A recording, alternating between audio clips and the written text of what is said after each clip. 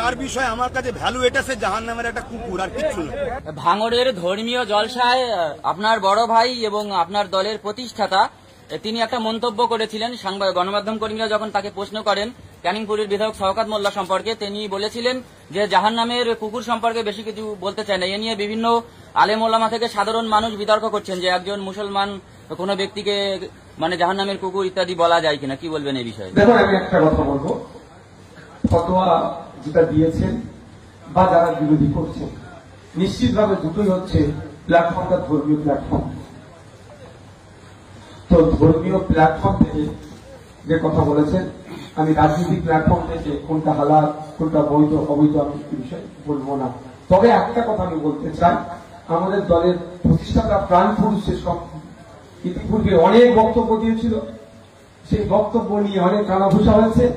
দিনের শেষে তার বক্তব্যটা এস্টাবলিশ হয়েছে।